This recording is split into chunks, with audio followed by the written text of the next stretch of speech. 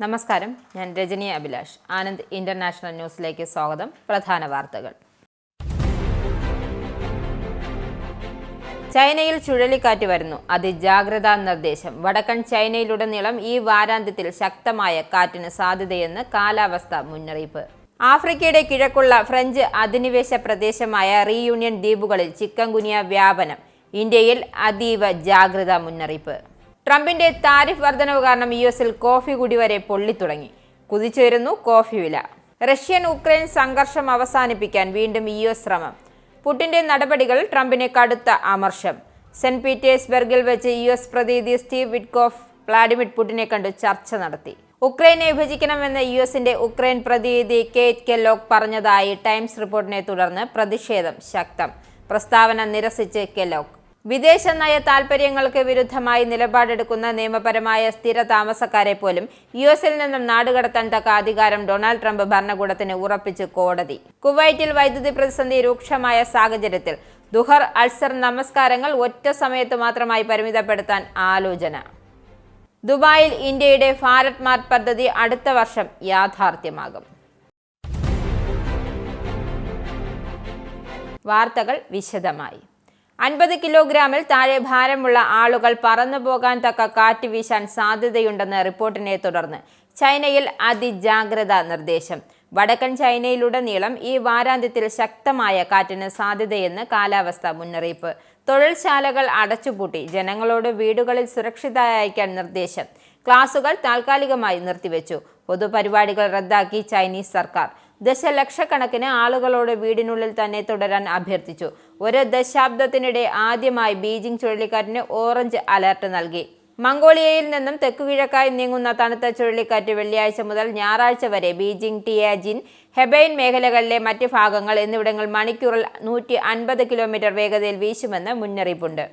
ആഫ്രിക്കയുടെ കിഴക്കൻ ഭാഗവുമായി ചേർന്ന് കിടക്കുന്ന ഫ്രഞ്ച് അധിനിവേശ പ്രദേശമായ റീയൂണിയൻ ദ്വീപുകളിൽ ചിക്കൻ ഗുനിയ വ്യാപനമുണ്ടായ സാഹചര്യത്തിൽ ഇന്ത്യയിൽ അതീവ ജാഗ്രതാ മുന്നറിയിപ്പ്. രോഗവ്യാപനത്തെ കേരളം കരുതിയിരിക്കണമെന്ന് സംസ്ഥാന ആരോഗ്യ വകുപ്പ് മന്ത്രി വീണ ജോർജ് മുന്നറിയിപ്പ് നൽകി. 2006 മുതൽ 2007 കാലഘട്ടത്തിലാണ് ഇതിനു മുമ്പ് വ്യാപകമായ ചിക്കൻ ഗുനിയ ബാധ ഉണ്ടായത്. അന്ന് റീയൂണിയൻ ദ്വീപുകളിൽ തുടങ്ങിയ ഇന്ത്യ ഉൾപ്പെടെയുള്ള ഏഷ്യൻ രാജ്യങ്ങളിലേക്ക് രോഗം വ്യാപിപ്പിക്കുകയായിരുന്നു. എണ്ണത്തിൽ അത്രത്തോളം ഇല്ലെങ്കിലും റീയൂണിയൻ ദ്വീപുകളിൽ ഇപ്പോൾ ചിക്കൻ ഗുനിയയുടെ വ്യാപനമുണ്ട്. 10,000-ഓളം ആളുകൾക്ക് രോഗബാധ സ്ഥിരീകരിക്കുകയും നവജാത ശിശുക്കൾ ഉൾപ്പെടെ ഒട്ടേറെ ആളുകൾ ആശുപത്രിയിൽ അഡ്മിറ്റ് ആവുകയും ചെയ്തിട്ടുണ്ട്. ഇതിനെ തുടർന്ന് ലോകാരോഗ്യ സംഘടന വിദഗ്ധരുടെ യോഗം വിളിച്ചു ചേർക്കുകയും സ്ഥിതിഗതികൾ വിലയിരുത്തുകയും ചെയ്തു. ഈ പശ്ചാത്തലത്തിലാണ് ആരോഗ്യവകുപ്പ് ജാഗ്രതാ നിർദ്ദേശം നൽകിയതെന്നും മന്ത്രി വ്യക്തമാക്കി. ഡൊണാൾഡ് ട്രംപിന്റെ താരിഫ് വർധനവ് കാരണം യുഎസിൽ ഒരു കപ്പ് കാപ്പിയുടെ വില വരെ കുതിച്ചുയരുകയാണ്. അമേരിക്കക്കാർക്ക് ഒരു കോഫി കുടിക്കാൻ പോലും സാധിക്കാത്ത തരത്തിൽ കോഫി വില പൊള്ളുന്നു. ട്രംപിന്റെ സ്വന്തം താരിഫുകൾ പ്രാദേശിക കഫേ, ബേക്കറി ഉടമകളെ ഞെരുക്കുന്നു. വില കൂടിയപ്പോൾ ഉപഭോക്താക്കൾ അലയുകയും ഇറക്കുമതി ചെയ്യുന്ന ബീൻസ് കൂടുതൽ വിലയേറിയതായി തീരുകയും ചെയ്തതോടെ ഒരു പ്രഭാത കോഫിക്കുള്ള തിരക്ക് യുഎസിൽ കുറയുകയാണെന്നും യുഎസ് കച്ചവടക്കാർ പറയുന്നു. അമേരിക്കക്കാർ പ്രതിവർഷം $100 ബില്യൺ കാപ്പിക്കായി ചെലവഴിക്കുന്നു. ഇതിൽ മാറ്റമുണ്ടാകുമെന്നാണ് റിപ്പോർട്ട്. ലോകത്തിലെ ഏറ്റവും വലിയ രണ്ടാമത്തെ കാപ്പി ഇറക്കുമതിക്കാരായ യുഎസ് ഭൂരിഭാഗവും ബ്രസീലിൽ നിന്നും കൊളംബിയയിൽ നിന്നുമാണ് ഇറക്കുമതി ചെയ്യുന്നത്. റഷ്യ ഉക്രൈൻ സംഘർഷം അവസാനിപ്പിക്കാൻ വീണ്ടും യുഎസ് ശ്രമം. വെള്ളിയാഴ്ച സെന്റ് പീറ്റേഴ്സ്ബർഗിൽ വെച്ച് യുഎസ് പ്രതിനിധി സ്റ്റീവ് വിറ്റ്കോഫ് വ്ളാഡിമിർ പുടിനെ കണ്ടു ചർച്ച നടത്തി. ഉക്രൈനിലെ വെടിനിർത്തൽ സംബന്ധിച്ച അടിയന്തരമായി നീക്കം ആരംഭിക്കണമെന്ന ഡൊണാൾഡ് ട്രംപിന്റെ ആവശ്യം വിറ്റ്കോഫ് റഷ്യൻ പ്രസിഡന്റിനെ അറിയിച്ചു. ചർച്ചകളുടെ ഇപ്പോഴത്തെ അവസ്ഥ ട്രംപ് പുടിനോട് നിരാശ പ്രകടിപ്പിച്ചെന്നും സോഷ്യൽ മീഡിയയിൽ പരാമർശം നടത്തിയിരുന്നു. കൂടിക്കാഴ്ച 4 മണിക്കൂറിലധികം നീണ്ടുനിന്നതായും ഉക്രൈനിയൻ ഒത്തുതീർപ്പിന്റെ വിവിധ തലങ്ങൾ കേന്ദ്രീകരിച്ചുവെന്നും ക്രെംലിൻ പറഞ്ഞു. ഈ വർഷം പുടിനുമായുള്ള വിറ്റ്കോഫിന്റെ 3ാമത്തെ ചർച്ചയായ ഈ ചർച്ചയെ പ്രത്യേക പ്രതിനിധി കിറിൽ ദിമിട്രി പ്രൊഡക്റ്റീവ് എന്നാണ് വിശേഷിപ്പിച്ചത്. റഷ്യ ചർച്ചയിൽ മുന്നോട്ട് നീങ്ങേണ്ടതുണ്ട്. ആഴ്ചയിൽ ആയിരക്കണക്കിന് ആളുകൾ ഭയാനകവും അർത്ഥശൂന്യവുമായ ഒരു യുദ്ധത്തിൽ മരിക്കുന്നു എന്നാണ് ട്രംപ് സോഷ്യൽ മീഡിയയിൽ കുറിച്ചത്. ഉക്രൈനെ വിഭജിക്കണമെന്നും യുഎസിന്റെ ഉക്രൈൻ പ്രതിനിധി കേറ്റ് കെല്ലോഗ് പറഞ്ഞതായുള്ള ടൈംസ് റിപ്പോർട്ടിനെ തുടർന്ന് പ്രതിഷേധം ശക്തമായി. ഇതേ തുടർന്ന് കെല്ലോങ് അത്തരമൊരു പ്രസ്താവന നടത്തിയിട്ടില്ലെന്ന് വ്യക്തമാക്കി. ടൈംസിന് നൽകിയ അഭിമുഖത്തിൽ കെല്ലോങ് ബ്രിട്ടീഷ്, ഫ്രഞ്ച് സൈനികർക്ക് ഉക്രൈനിൽ പടിഞ്ഞാറൻ ഭാഗത്ത് ഒരു ഉറപ്പ് സേനയുടെ ഭാഗമായി നിയന്ത്രണ മേഖലകൾ സ്വീകരിക്കണമെന്ന് നിർദ്ദേശിച്ചിരുന്നു. ഇതിനെ വളച്ചൊടിച്ചു എന്നാണ് കെല്ലോങ്ങിന്റെ നിലപാട്. അങ്ങനെ ചെയ്താൽ റഷ്യൻ സൈന്യത്തിന് അധിനിവേശ കിഴക്കൻ പ്രദേശങ്ങളിൽ തന്നെ തുടരാൻ കഴിയുമെന്ന് അദ്ദേഹം നിർദ്ദേശിച്ചതായി റിപ്പോർട്ടുണ്ട്. രണ്ടാം ലോക മഹായുദ്ധത്തിനു ശേഷം ബെർലിനിൽ സംഭവിച്ചതുപോലെ ഇവിടെ കാണിക്കാൻ കഴിയുമെന്നും കെല്ലോങ് പറഞ്ഞതായി പത്രം ഉദ്ധരിച്ചു. ലേഖനം താൻ പറഞ്ഞതിനെ തെറ്റായി ചിത്രീകരിച്ചു എന്ന് കെല്ലോങ് പിന്നീട് സോഷ്യൽ മീഡിയയിൽ വ്യക്തമാക്കി. ഉക്രൈന്റെ പരമാധികാരത്തെ പിന്തുണയ്ക്കുന്നതിനായി ഒരു വെടിനിർത്തൽ പ്രതിരോധ സേനയെക്കുറിച്ചാണ് ഞാൻ സംസാരിച്ചതെന്നും ഉക്രൈന്റെ വിഭജനത്തെക്കുറിച്ച് താൻ പരാമർശിച്ചിട്ടില്ല എന്നും അദ്ദേഹം എക്സിൽ എഴുതി. യുഎസിന്റെ വിദേശ നയ താൽപര്യങ്ങൾക്ക് വിരുദ്ധമായി നിലപാടെടുക്കുന്ന നിയമപരമായ സ്ഥിരം താമസക്കാരെ പോലും യുഎസിൽ നിന്നും നാടുകടത്താൻ തക്ക അധികാരം ഡൊണാൾഡ് ട്രംപ് ഭരണകൂടത്തിന് ഉണ്ടെന്ന് കോടതി സ്ഥാപിച്ചു നൽകി. കൊളംബിയ യൂണിവേഴ്സിറ്റി ബിരുദധാരിയും പലസ്തീൻ അനുകൂലരുമായ മഹമ്മൂദ് ഹലീനെ യുഎസിൽ നിന്നും നാടുകടത്താമെന്ന് വിധിച്ചുകൊണ്ട് ഒരു യുഎസ് ഇമിഗ്രേഷൻ ജഡ്ജി ട്രംപ് ഭരണകൂടത്തിന്റെ ഈ നയം ശരിവെച്ചു. ഇതോടെ അനധികൃത കുടിയേറ്റക്കാരെ നാടുകടത്തുന്നതും യുഎസിന് ഇനി നിയമവിരുദ്ധമായ കുടിയേറ്റക്കാരെയും രാജ്യത്തെ സ്ഥിരം താമസക്കാരെയും ഒക്കെ യഥേഷ്ടം നാടുകടത്താം. ഹലീലിന്റെ വിശ്വാസങ്ങളും നിലപാടുകളുമായി പ്രവൃത്തികളും വിദേശ താൽപര്യങ്ങൾക്ക് വിരുദ്ധമാണെന്ന് പ്രസ്താവിച്ച സ്റ്റേറ്റ് സെക്രട്ടറി മാർക്കോ റൂബിയോ നൽകിയ ഒരു മെമ്മോ നിയമപരമായും ഒരു സ്ഥിര താമസക്കാരനെ യുഎസിൽ നിന്നും നീക്കം ചെയ്യാൻ മതിയായ തെളിവാണെന്ന് ട്രംപ് ഭരണകൂടത്തിന്റെ വാദം ശരിയാണെന്നും കോടതി വ്യക്തമാക്കിയിരുന്നു. ഖാലിദിനെതിരെ സർക്കാർ മരവിപ്പിച്ച പ്രധാന തെളിവായ തീയതി രേഖപ്പെടുത്താത്ത മെമ്മോയിൽ ക്രിമിനൽ പെരുമാറ്റത്തെക്കുറിച്ചുള്ള ആരോപണങ്ങൾ ഒന്നുമില്ല. ഡൊണാൾഡ് ട്രംപിന്റെ വിമോചന ദിന താരിഫ് പ്രഖ്യാപനത്തിന്റെ ആഗോള പ്രത്യാഘാതങ്ങൾക്കിടയിൽ വിംതി ഇപ്പോൾ അരക്ഷിതമായി തുടരുന്നു. ഓഹരി വിലകൾ ഇടിഞ്ഞു, ബോണ്ടുകളുടെ വിൽപ്പന, കറൻസി അരാജകത്വം എന്നിവ ദിവസങ്ങൾക്കുള്ളിൽ ട്രില്യൺ കണക്കിന് ഡോളർ മൂല്യം ഇല്ലാതാക്കി. വെള്ളിയാഴ്ച മറ്റ് കറൻസികളുമായി താരതമ്യപ്പെടുത്തുമ്പോൾ ഡോളർ 1% ഇടിഞ്ഞ് 3 വർഷത്തിനിടയിൽ ഏറ്റവും താഴ്ന്ന നിലയിലെത്തി. ഈ വർഷാരംഭം മുതൽ ഏകദേശം 10% ഇടിവ് സൃഷ്ടിച്ചു. ഒരാഴ്ചയ്ക്കുള്ളിൽ പൗണ്ടിനെതിരെ ഏകദേശം 3 സെന്റും യൂറോയ്ക്കെതിരെ 4 സെന്റും ഡോളറിന്റെ മൂല്യത്തിൽ നഷ്ടപ്പെട്ടു. ആർട്ടിക് ദ്വീപിനായുള്ള വാഷിംഗ്ടന്റെ അജണ്ടയെ വിമർശിച്ചതിന് ഗ്രീൻലാൻഡിന്റെ യുഎസ് സൈനിക താവളത്തിന്റെ തലവനെ പുറത്താക്കി. 2 ആഴ്ച മുമ്പ് വൈസ് പ്രസിഡന്റ് ജെഡി വാൻസ് സന്ദർശിച്ചതിന് ശേഷം ഉണ്ടായ സംഭവങ്ങളെ തുടർന്നാണ് നടപടി. സൈന്യത്തെ നയിക്കാനുള്ള കഴിവിൽ ആത്മവിശ്വാസം നഷ്ടപ്പെട്ടതിനാൽ വ്യാഴാഴ്ച മേയേഴ്സിനെ കമാൻഡ് സ്ഥാനത്ത് നിന്നും നീക്കിയതായും യുഎസ് ബഹിരാകാശ സേന വ്യാഴാഴ്ച പ്രസ്താവനയിൽ പറഞ്ഞു. ജൂലൈ മുതൽ പിറ്റുഫിക് ബഹിരാകാശ താവളത്തിൽ കമാൻഡറായി സേവനമനുഷ്ഠിച്ചിരുന്ന കേണൽ സൂസന്ന മേഴ്സിന് ഡെൻമാർക്കിനെതിരായ യുഎസ് വൈസ് പ്രസിഡന്റിന്റെ വിമർശനത്തിന് നിന്നും ആ പ്രദേശത്തിന്റെ മേൽനോട്ടത്തിൽ നിന്നും സ്വയം അകലം പാലിച്ചതായ റിപ്പോർട്ടുകൾ പുറത്തുവന്നതിനെ തുടർന്നാണ് നടപടി. ഗ്രീൻലാൻഡിനു വേണ്ടി ഡെൻമാർക്ക് ഒന്നും ചെയ്തിട്ടില്ലായിരുന്നുവെന്നാണ് വാൻസിന്റെ പരാമർശം. യുദ്ധത്തിന് പിന്നാലെ ഇസ്രയേൽ ഏർപ്പെടുത്തിയ ഉപരോധം കൂടിയായപ്പോൾ ഗാസയിൽ ജനജീവിതം ദുഷ്കരമെന്ന് റെഡ് ക്രോസ് റിപ്പോർട്ട്. അവശ്യ സാധനങ്ങളും ജീവൻ രക്ഷാ മരുന്നുകളും ഇല്ലാത്ത സാഹചര്യത്തിലൂടെയാണ് ഗാസയിലെ ജനങ്ങൾ കടന്നു പോകുന്നത്. ഭക്ഷണത്തിനും വെള്ളത്തിനും ജനം ബുദ്ധിമുട്ടുകയാണ്. ഗാസയിലേക്കുള്ള വൈദ്യുതി വിതരണവും ഇസ്രയേൽ തടഞ്ഞിട്ടുണ്ട്. ഗാസയ്ക്കുമേൽ ഇസ്രയേൽ സമ്പൂർണ്ണ ഉപരോധം പ്രഖ്യാപിച്ചതോടെ റെഡ് ക്രോസിന്റെ പ്രവർത്തനങ്ങളും പ്രതിസന്ധിയിലാണ്. റെഡ് ക്രോസിന്റെ ഗാസയിലെ ഫീൽഡ് ആശുപത്രിയിൽ മരുന്നുകൾക്കും ക്ഷാമമുണ്ടാകുമെന്നാണ് അറിയിപ്പ്. 2 ആഴ്ചയ്ക്കകം ആശുപത്രിയിലെ മരുന്നുകൾ തീരുമെന്നും international committee of the red cross president Mirjana Spoljaric മുന്നറിയിപ്പ് നൽകി. ഗാസ ഇപ്പോൾ ഭൂമിയിലെ നരകമാണെന്നും മിർജാന പറഞ്ഞു. വിമാനത്താവളങ്ങൾക്കും എയർലൈനുകൾക്കും നിലവിലുള്ള നിയമങ്ങൾ കാലോചിതമായി മാറ്റാൻ പദ്ധതിയിട്ട് എയർലൈൻ നയം രൂപീകരിക്കപ്പെടുന്നതിന് ഉത്തരവാദികളായ ഐക്യരാഷ്ട്രസഭയുടെ സ്ഥാപനമായ ഇന്റർനാഷണൽ സിവിൽ ഏവിയേഷൻ ഓർഗനൈസേഷൻ യാത്രക്കാർക്ക് ഉപയോഗിക്കുന്നതിനായി അവരുടെ ഉപകരണങ്ങളും പാസ്പോർട്ട് വിവരങ്ങളും ഡിജിറ്റലായി സൂക്ഷിക്കാൻ നയം അനുവദിക്കും. 3 വർഷത്തിനുള്ളിൽ മാറ്റങ്ങൾ പ്രാബല്യത്തിൽ വരുമെന്നും ടൈംസ് റിപ്പോർട്ട് ചെയ്യുന്നു. നിലവിൽ വിമാനയാത്രക്കാരുടെ ചെക്ക്-ഇൻ, ബോർഡിംഗ് പാസ് അടക്കം പരിഷ്കരിച്ചാണ് പുതിയ മാറ്റങ്ങൾ കൊണ്ടുവരിക. ഒരു ഫ്ലൈറ്റ് ബുക്ക് ചെയ്യുമ്പോൾ യാത്രക്കാർക്ക് ഫോണിലേക്ക് യാത്രാ പാസ് ഡൗൺലോഡ് ചെയ്യാം. ബുക്കിംഗിൽ എന്തെങ്കിലും മാറ്റങ്ങൾ വരുത്തിയാൽ പാസ് സ്വയമേ അപ്ഡേറ്റ് ചെയ്യപ്പെടും. യാത്രക്കാർക്ക് അവരുടെ പാസ്പോർട്ടുകൾ ഫോണിലേക്ക് അപ്ലോഡ് ചെയ്യുവാനും മുഖം പരിശോധിച്ചുറപ്പിച്ച് വിമാനത്താവളങ്ങളിലൂടെ സഞ്ചരിക്കുവാനും കഴിയും. യാത്രക്കാർ വിമാനത്താവളത്തിൽ എത്തിയാൽ അവരുടെ മുഖം സ്കാൻ ചെയ്യുമ്പോൾ എയർലൈനുകൾക്ക് മുന്നറിയിപ്പ് ലഭിക്കും വിധമാണ് സംവിധാനം. ഉക്രൈനിന്റെ സഖ്യകക്ഷികൾക്ക് കൈവിന് 21 ബില്യൺ യൂറോ അധിക സൈനിക പിന്തുണ പ്രഖ്യാപിച്ചു.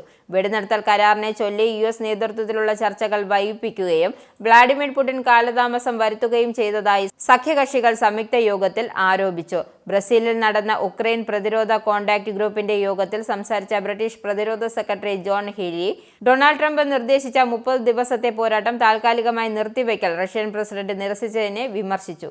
US താരിഫ് വർദ്ധിച്ചത് കുറയ്ക്കുവാനും അതുവഴി UKയും USുമായുള്ള വ്യാപാര ബന്ധത്തിന്റെ സാധ്യതകൾ ട്രംപിന്റെ മുതിർന്ന ഉപദേഷ്ടാവ് കെവിൻ ഹസ്റ്റൺ തള്ളിക്കളഞ്ഞതിനെ തുടർന്ന് UK മന്ത്രിമാർ യൂറോപ്യൻ യൂണിയനുമായുള്ള ബന്ധം പുനർനിർമ്മിക്കുന്നതിന് ശ്രദ്ധ കേന്ദ്രീകരിക്കുമെന്ന് ആവശ്യപ്പെട്ട് ലേബർ MPമാർ വാഷിംഗ്ടണിൽ നിന്നുമുള്ള മുൻഗണനാ പരിഗണനയെ ആശ്രയിക്കുന്നതിന് പകരം സർക്കാർ യൂറോപ്യൻ യൂണിയനുമായുള്ള UKയുടെ വ്യാപാര ബന്ധത്തിന് മുൻഗണന നൽകുകയും വളർച്ചയുടെ കുതിച്ചുചാട്ടം നേടുകയും ചെയ്യണമെന്നും MPമാർ പറഞ്ഞു. കുവൈറ്റിലെ വൈദ്യുതി പ്രതിസന്ധി രൂക്ഷമായ സാഹചര്യത്തിൽ ഉപയോഗം കുറയ്ക്കുന്നതിന്റെ ഭാഗമായി ദുഹർ അസർ നമസ്കാരങ്ങൾ ഒറ്റ സമയത്ത് മാത്രമായി പരിമിതപ്പെടുത്താൻ ആലോചന. ഇതിനായി ഇസ്ലാമിക മതകാര്യ മന്ത്രാലയത്തിലെ ഫത്വ സമിതിയുമായി ജലവൈദ്യുത മന്ത്രാലയം ബന്ധപ്പെട്ട് വരികയാണെന്നും പ്രാദേശിക മാധ്യമങ്ങൾ റിപ്പോർട്ട് ചെയ്തു. രാജ്യത്ത് ഉച്ച സമയങ്ങളിൽ ഏറ്റവും അധികം വൈദ്യുതി ഉപഭോഗം നടക്കുന്നു എന്നതിനാൽ പള്ളികളിൽ വെച്ച് നടക്കുന്ന മധ്യാഹ്ന സായാഹ്ന നമസ്കാരങ്ങൾ ഒറ്റ സമയത്ത് മാത്രമാക്കി പരിമിതപ്പെടുത്താനുള്ള നീക്കം അധികൃതർ നടത്തുന്നു. വൈദ്യുതി പ്രതിസന്ധിയെ തുടർന്ന് രാജ്യത്തിന്റെ വിവിധ ഭാഗങ്ങൾ കഴിഞ്ഞ 2 ദിവസമായി 2 മണിക്കൂർ വീതം പവർ കട്ട് ഏർപ്പെടുത്തിയിരിക്കുകയാണ്. പള്ളികളിൽ വൈദ്യുതി ഉപയോഗം പരമാവധി കുറയ്ക്കണമെന്നും നിസ്കാരങ്ങളുടെ അനാവശ്യ ദൈർഘ്യം കുറയ്ക്കണമെന്നും ബാങ്കും ഇഖാമത്തും തമ്മിലുള്ള ഇടവേളകൾ കുറയ്ക്കണമെന്നും മതകാര്യ മന്ത്രാലയം ഇമാമുകൾക്ക് നിർദ്ദേശം നൽകുകയും ചെയ്തിരുന്നു. മതകാര്യ മന്ത്രാലയത്തിലെ ഫത്വ വിഭാഗത്തിന്റെ അനുമതി ലഭിച്ചാൽ മാത്രമേ തീരുമാനം നടപ്പാക്കുകയുള്ളൂ. കടുത്ത വൈദ്യുതി പ്രതിസന്ധിയിലേക്ക് രാജ്യം കടന്നതോടെയാണ് ഇത്തരമൊരു നിർദ്ദേശത്തിലേക്ക് കടക്കാൻ അധികൃതർ നിർബന്ധിതരായിരിക്കുന്നത്. കയറ്റുമതി ചെയ്യുന്നവർക്ക് അവരുടെ വൈവിധ്യമാർന്ന ഉൽപ്പന്നങ്ങൾ എല്ലാം ഒരു കുടക്കീഴിൽ വിൽപ്പനയ്ക്ക് എത്തിക്കുന്നതിനായി ദുബായിൽ ആസൂത്രണം ചെയ്ത ഭാരത് മാർട്ട് പദ്ധതി അടുത്ത വർഷം യാഥാർത്ഥ്യമാകും. ചൈനയുടെ ഡ്രാഗൺ മാർട്ടിന് സമാനമായ രീതിയിലായിരിക്കും ഭാരത് മാർട്ട് പദ്ധതി. ജബൽ അഫ്രി ഫ്രീ സോണിൽ സ്ഥിതി ചെയ്യുന്ന ഭാരത് മാർട്ട് 2.7 ദശലക്ഷം ചതുരശ്ര അടിയിലധികം വിസ്തൃതിയുള്ള റീറ്റെയിൽ ഷോറൂമുകളും വെയർഹൌസ് സ്ഥലം എന്നിവ ഉൾക്കൊള്ളുന്നതിനാണ് ആഫ്രിക്ക, മിഡിൽ ഈസ്റ്റ്, യൂറേഷ്യ എന്നിവിടങ്ങളിൽ ഇന്ത്യൻ ഉൽപ്പന്നങ്ങൾ എത്തിക്കുകയുമാണ് ഇതിന്റെ ലക്ഷ്യം.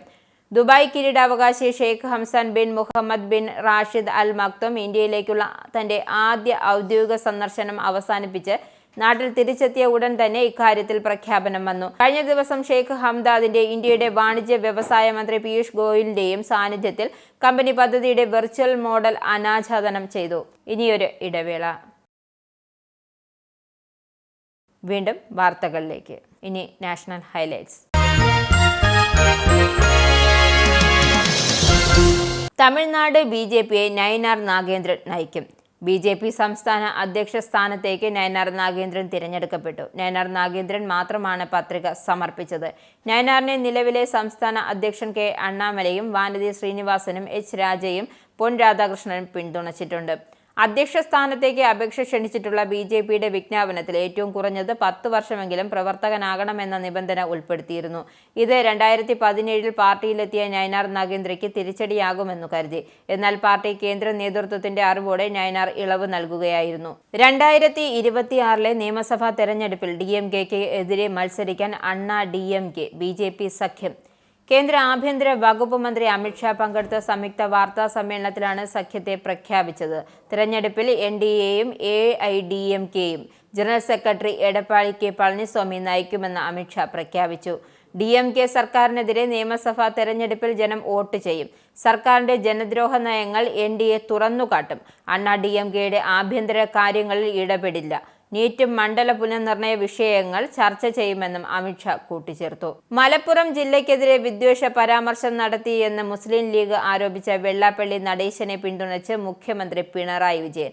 വെള്ളാപ്പള്ളി നടേശൻ എല്ലാ കാലവും മതനിരപേക്ഷത ഉയർത്തിപ്പിടിക്കാൻ ശ്രമിച്ചിട്ടുണ്ടെന്നും ഒരു മതത്തിനെതിരെയും അദ്ദേഹം നിലപാട് സ്വീകരിക്കില്ലെന്നും അദ്ദേഹത്തെ അറിയാവുന്നവർക്കറിയാമെന്നും പിണറായി വിജയൻ പറഞ്ഞു. SNDP യോഗത്തിന്റെയും SN ട്രസ്റ്റിന്റെയും തലപ്പത്ത് 3 പതിറ്റാണ്ട് പൂർത്തിയാക്കിയ വെള്ളാപ്പള്ളിയെ അനുമോദിക്കുന്ന ചടങ്ങിൽ സംസാരിക്കുകയായിരുന്നു മുഖ്യമന്ത്രി. ആളുകളുടെ മനസ്സിലേക്ക് നല്ലതുപോലെ കയറുന്ന സരസമായ രീതിയിലാണ് വെള്ളാപ്പള്ളി കാര്യങ്ങൾ അവതരിപ്പിക്കുന്നത്. സരസ്വതി വിലാസം അദ്ദേഹത്തിന്റെ ഭാഷയ്ക്കുണ്ട്. അടുത്തിടെ ചില വിവാദങ്ങൾ ഉയർന്നു വന്നത് നിർഭാഗ്യകരമാണ്. അത് ചില സമുദായത്തിനെതിരായ പരാമർശമായി വരുത്താൻ ശ്രമിച്ചു. എന്നാൽ ഒരു മതത്തിനെതിരെയും അദ്ദേഹം നിലപാട് സ്വീകരിക്കില്ലെന്നും വെള്ളാപ്പള്ളിയെ അറിയാവുന്നവർക്കറിയാമെന്നും തെറ്റിദ്ധാരണകൾ പരത്താനുള്ള അവസരം അദ്ദേഹത്തിന്റെ പ്രസംഗത്തിന്റെ ഭാഗമായി വന്നു. അത്തരം കാര്യങ്ങളിൽ വെള്ളാപ്പള്ളി കൂടുതൽ ശ്രദ്ധ പുലർത്തണം. എന്തിനേയും വക്രീകരിക്കാനുള്ള ശ്രമമാണ് നാട്ടിൽ നടക്കുന്നത്. ഒരു രാഷ്ട്രീയ പ്രസ്ഥാനത്തിനെതിരെയാണ് പറഞ്ഞതെന്നും അദ്ദേഹം പിന്നീട് വ്യക്തമാക്കി. രാഷ്ട്രീയ പ്രസ്ഥാനത്തിനോട് വിരോധമോ മമതയോ വെച്ചുകൊണ്ട് പറഞ്ഞതല്ലെന്നും നിലവിലെ യാഥാർത്ഥ്യം വെച്ചുകൊണ്ടായിരുന്നു എന്നാണ് വെള്ളാപ്പള്ളിയുടെ പരാമർശമെന്നും മുഖ്യമന്ത്രി പറഞ്ഞു. ഇനി UK പൗണ്ട് ഇന്നത്തെ മൂല്യം. ഒരു പൗണ്ട് 112.38 ഇന്ത്യൻ രൂപ, ഒരു US ഡോളർ 86.10 ഇന്ത്യൻ രൂപ, ഒരു യൂറോ 97.90 ഇന്ത്യൻ രൂപ, ഒരു പൗണ്ട് 1.31 US ഡോളർ. ഇനി സ്പോർട്സ്.